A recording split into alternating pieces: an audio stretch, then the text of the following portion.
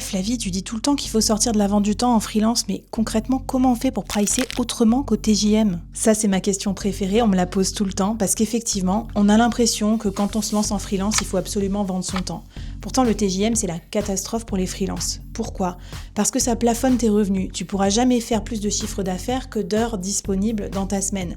T'es sans doute déjà complet, donc si t'es déjà full en mission client, tu peux pas entrer de nouvelles affaires. Donc si tu veux gagner plus, tu dois toujours travailler plus. C'est vraiment l'autoroute vers le burn-out. Et je vais te dire autre chose aussi, le TJM, c'est vraiment nul pour les clients aussi. Est-ce que t'aimerais, toi, acheter une prestation et ne pas savoir à l'avance combien ça va te coûter pour réaliser ton objectif? Ben non, c'est pas du tout rassurant. Donc dans cet épisode, je vais te donner 7 façons de pricer différemment qu'au TJM pour en finir enfin avec la vente de ton temps et être beaucoup plus rentable et beaucoup plus libre en freelance. Avant de te présenter ces modèles, laisse-moi t'expliquer quand même la différence entre prix et pricing. Alors le prix, généralement, tu sais bien ce que c'est en freelance, c'est le prix de ta prestation. Donc par exemple 1000 euros, 2000 euros, 3000 euros, est-ce que c'est cher, pas cher? Mais le deuxième paramètre que tu maîtrises moins, je pense, c'est le pricing, c'est-à-dire la façon dont tu vas faire payer ton client. Par exemple, un des modèles de pricing bien connus dans notre société aujourd'hui, c'est le modèle de l'abonnement. Avant, je sais pas moi, t'acheter une cassette vidéo, aujourd'hui t'as un abonnement chez Netflix. Et parfois, c'est en changeant ton pricing que tu vas pouvoir gagner plus. Par exemple, en passant à l'abonnement, paiement récurrent mensuel, plutôt qu'en faisant payer une forte somme d'argent one shot à ton client. Ce que je veux te montrer avec cet épisode, c'est qu'on parle souvent des prix, mais c'est souvent pas le problème. Le problème, c'est que ton pricing est pourri et n'est pas adapté à ton client ou à ton expertise. Donc maintenant, je vais te montrer mes 7 techniques de pricing spécial freelance pour vivre plus rentable, plus libre et plus heureux. C'est parti. Allez, la première façon de pricer pour sortir du TJM, elle est assez facile. Je suis sûre que tu l'as peut-être déjà pratiquée. Elle s'appelle le workshop ou l'atelier. Là, tu vas condenser en fait toute ta science et toute ton expertise dans une réunion de, on va dire, 1h30, 2 heures, 3 heures pour ton client, voire même pour ton client et ses équipes. Et tu vas pricer ça au prix d'une formation B2B, donc à peu près, on va dire, 2000 euros la journée, quelque chose comme ça. Donc 2000 euros le workshop. Donc là, évidemment, tu as un petit peu plus de travail qu'avec le TJM parce que tu débarques pas comme ça à poil chez ton client sans savoir ce que tu vas lui dire. Tu as préparé quelque chose, tu as préparé une formation. Donc il y a un contenu pédagogique, il y a sans doute des exercices à faire, il y a peut-être même un livrable à la fin, comme par exemple une mind map ou un plan d'action où tu vas résumer tout ce que vous êtes dit, peut-être un diagnostic. Et en fait, ça, c'est une expertise packagée. Tout le travail de création du workshop, tu l'auras fait une fois. Et après, à chaque client, tu n'as plus qu'à animer le workshop, mais tu vas pas retravailler en repartant de zéro la présentation, etc. Donc, tu vas amortir ton temps de création et tu n'auras plus que le temps en jour homme pour l'animer. Finalement, tu es gagnant parce que tu vas facturer à chaque fois 2000 euros pour 2 heures de temps passé, ce qui est vraisemblablement très au-dessus de ton TJM. Pourquoi? Parce que tu auras créé un bon concept de workshop. Donc ça, je le vois beaucoup, par exemple, chez des copains ghostwriter LinkedIn qui, au lieu d'écrire des posts personnalisés pour chaque client, ça c'est un peu leur TJM, et ben par exemple, ils peuvent aller en entreprise former toute l'équipe RH à écrire des bons posts LinkedIn pour recruter, par exemple. Et si ils animent cette formation plusieurs fois par semaine ou plusieurs fois dans le mois, ça leur fait un revenu récurrent sur un temps très court et donc ils sont très rentables sur cette offre. Ce que j'aime bien avec le workshop, c'est que c'est une offre parfaite pour tes prospects, tes nouveaux clients, ceux qui ne te connaissent pas encore.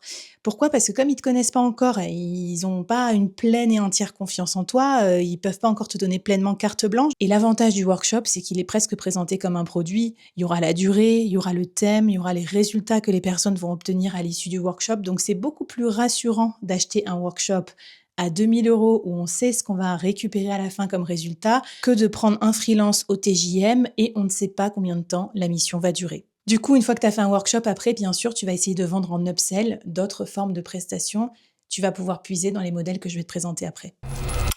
Deuxième forme de pricing, le livrable. Donc là, l'idée n'est plus de te vendre à la journée, mais de dire au client le livrable que tu souhaites, c'est-à-dire par exemple ton funnel de vente, ton site internet, eh bien, je vais te le réaliser, je vais te le livrer clé en main à telle date. Donc lui, ce qu'il veut, c'est juste un résultat. Il s'en fout de savoir combien de temps tu vas passer à paramétrer ou designer le site. Et il a besoin d'un résultat précis pour une date précise. Énorme avantage de ce dispositif, c'est qu'au début, ça te prendra du temps de faire ton premier site internet. Mais quand on aura fait 50, tu seras beaucoup plus rapide et donc beaucoup plus rentable parce que tu vas pricer pareil, admettons que, je sais pas moi, c'est 10 000 € le site internet, tu vas pricer pareil, mais ça va te prendre moins de temps, donc tu seras plus rentable sur ta prestation. Là, tu peux aussi ajouter des options dans le livrable, par exemple, livraison express.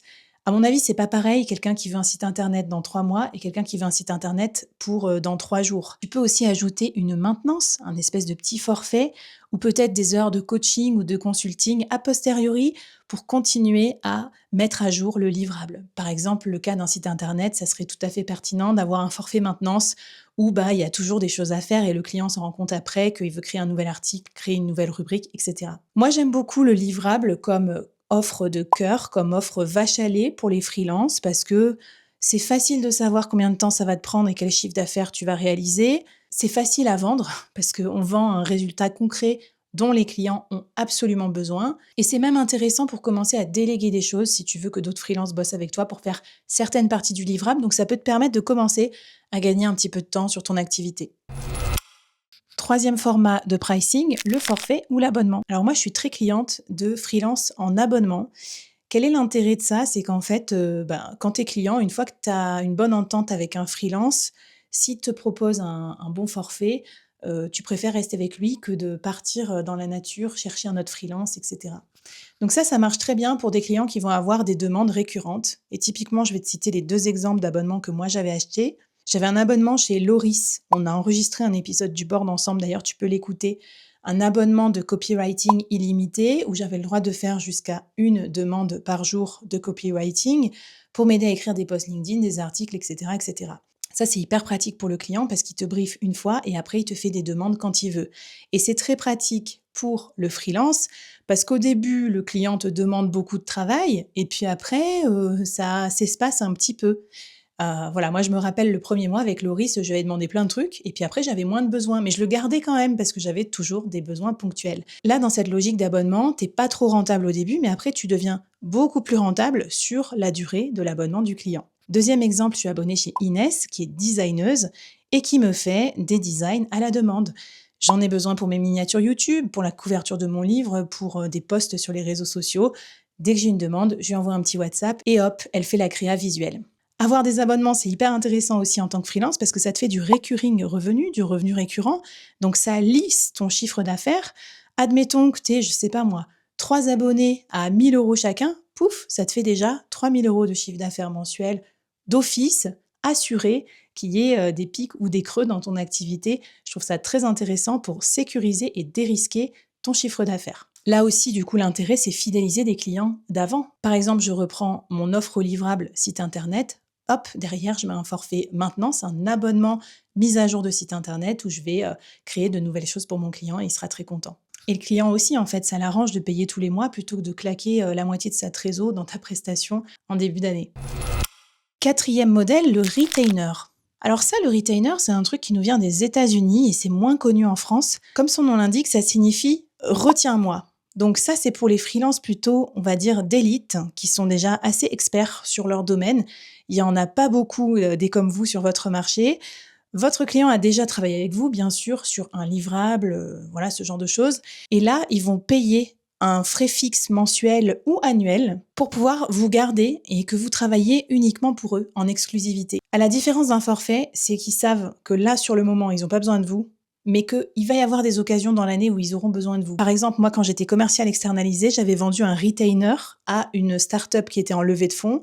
Et comme ça, dès qu'ils avaient des rendez-vous avec les investisseurs, j'y allais pour présenter la partie commerciale et pour donner confiance aussi aux investisseurs sur le plan d'action commerciale. Mais tu vois, j'étais pas obligée de travailler tout le temps autre que à ces occasions. Donc voilà, en fait, ils s'assurent juste que tu sois disponible pour eux si ils en ont besoin. Mais la beauté de ce modèle, c'est que parfois, ils n'ont pas besoin de toi et ils te payent quand même. Alors bien sûr, ça marche que si tu es déjà freelance d'élite, qu'on te veut toi, absolument. Si tu es un nobody, personne te connaît, t'as pas de méthode spécifique, ça me semble compliqué d'avoir un retainer. Mais par exemple, ma copine Pauline Vétier, qui est freelance RP, relations presse, spécialisée dans l'énergie, dans la green tech, elle est très demandée et au fur et à mesure des années, elle s'est tellement spécialisée, elle a un très beau carnet d'adresses avec les journalistes, etc., qu'on la veut elle, pour faire les relations presse et tout. Donc elle, ce qu'elle a fait, c'est un peu le même principe que le retainer. Elle a fixé un prix minimal annuel pour travailler avec elle. Donc je sais plus combien c'est là de tête, mais admettons que ça soit 50 000 euros. Et elle a dit, voilà, dans les 50 000 euros, vous avez une liste de prestations, vous pouvez en choisir tant. Et donc les clients choisissent dans la liste. Mais parfois les clients, ils vont même pas prendre toute la liste de prestations parce que ils avaient juste besoin de faire un truc très important avec Pauline et qui a beaucoup de valeur à leurs yeux. Donc voilà, avec le retainer, tu vends ta disponibilité, ton exclusivité, mais pas ton temps. Par exemple, quand moi, j'accepte un sponsor exclusif, c'est-à-dire que le sponsor veut pas que j'ai d'autres concurrents sur sa verticale, le sponsor va payer beaucoup plus cher l'exclusivité parce qu'à côté, je vais devoir refuser des demandes de sponsoring sur cette verticale. Allez, je pense que tu es prêt pour la 5e façon de facturer en freelance, c'est parti. Allez, 5e méthode qui nous vient aussi des États-Unis, évidemment, le VIP Day. Alors, qu'est-ce que c'est ça? C'est la journée VIP. C'est une façon de pricer très différente des conseils que je te donne habituellement, parce qu'habituellement, je te parle plutôt d'aller vers des choses asynchrones, c'est-à-dire tu peux travailler quand tu veux, par exemple livrer un site internet, si tu as envie de bosser le week-end en semaine de te faire une pause Netflix, c'est possible. Là, c'est l'inverse, c'est que tu vas concentrer tout ton travail et toute ton énergie sur une journée dédiée à ton client. Et là, ce qui est très intéressant, c'est que tu vas pouvoir apporter énormément de valeur au client pendant une journée complète. Souvent, là aussi, tu vas réaliser des livrables. Par exemple, tu pourrais tout à fait décider, si tu es copywriter, voilà, pendant cette journée, on va refaire tous les textes de ton site internet pour augmenter la conversion. Intérêt de cette journée pour le client, la rapidité, le time to value. En un jour, il a un travail qui aurait pu durer plusieurs semaines, voire même plusieurs mois si tu étais partagé entre plusieurs missions clients. Avantage pour toi en tant que freelance, la charge mentale. Parce qu'une fois que tu as fini ta journée, en gros, ça y est, c'est terminé, c'est livré, le client est content et hop, tu passes à autre chose. Parce que c'est épuisant quand tu es freelance de garder un peu tous tes onglets ouverts dans ta tête, d'avoir plein de missions freelance en même temps. Je vais te montrer l'exemple de Manon Verbeek qui fait ça. Manon, elle est coach dans le bootcamp de l'incubateur Solopreneur et elle a une offre qui s'appelle Reine Claude dans laquelle, en 2 jours, elle te livre ton identité visuelle d'entrepreneur. C'est hyper pratique parce qu'on a tous besoin de logos, de bannières, de sites internet, etc. Et elle a choisi un format 2 jours VIP pour te livrer tout ça et après, on n'en parle plus. En plus, pour cette offre, elle s'est associée avec Inès Elkeraz, une autre designeuse. Comme ça, à 2, elles peuvent abattre encore plus de travail et elles se partagent les revenus. Évidemment, derrière, tu vas pouvoir ajouter quelques petites heures de maintenance, voire même faire un upsell sur un forfait abonnement, par exemple, abonnement design illimité pour faire vivre cette charte graphique, donc c'est très malin. 6e façon de pricer, le pricing au succès, c'est-à-dire la part variable sur la réussite que tu apportes à ton client. Alors ça, c'est génial si tu as un métier en freelance qui permet de faire gagner beaucoup d'argent à ton client, par exemple sales ou, je sais pas moi, responsable marketing de la conversion dans le e-commerce, où en gros tes actions vont tout de suite amener des ventes. Ou bien si tu peux faire économiser beaucoup d'argent à tes clients. Par exemple, tu es recruteuse. Donc souvent, ça, les chasseurs de tête le font. T'as pas de fixe, t'as pas de TJM, mais si à chaque fois que tu recrutes une personne, ça te rapporte 10 000 euros, il suffit d'en recruter 10 dans l'année pour faire tes 100 K. Moi, j'ai pratiqué aussi le success fees, c'est-à-dire l'intéressement au résultat, parce que je faisais de la prospection externalisée, donc j'avais un fixe à 800 euros par jour hors taxe. Et quand je closais un deal, donc quand je signais un client, je prenais aussi 10% du montant global de la signature.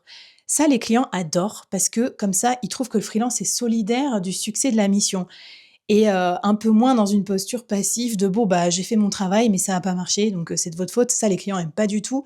Voilà, donc moi j'hésiterai pas à le rajouter en plus de ton prix au livrable par exemple.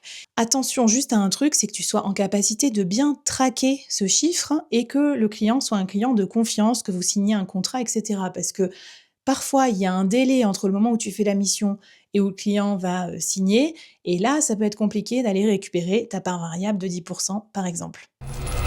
Allez, le 7e et dernier pricing modèle pour les freelances, c'est le produit. Le produit scalable, le fameux Graal du freelance qui sort complètement de la vente du temps. Donc ça peut être un bootcamp inter-entreprise, une formation en ligne que tu vends à tes clients ou même un SaaS, un logiciel que tu crées pour eux. Alors, j'ai pas le temps d'en parler dans cette vidéo parce que c'est un tout nouvel univers, créer un produit digital, mais ça fait partie du programme de mon bootcamp solopreneur. Dans mon bootcamp, j'accompagne 12 freelances ambitieux chaque trimestre à sortir du TJM en créant une offre ou un des business models que je t'ai présentés, mais aussi à créer leurs produits scalables pour générer leurs revenus asynchrones et du coup ne pas avoir à toujours travailler plus pour gagner plus. Si ça t'intéresse de rejoindre ma prochaine cohorte, je te mets les infos en description. Allez, raconte-moi comment tu prices en freelance. Est-ce que ton modèle est rentable? Est-ce que tes prix sont trop hauts, trop bas? Je répondrai également à toutes tes questions et n'oublie pas de t'abonner pour avoir d'autres conseils sur le soloprenariat et le freelancing. Merci beaucoup d'avoir écouté cet épisode et à très vite.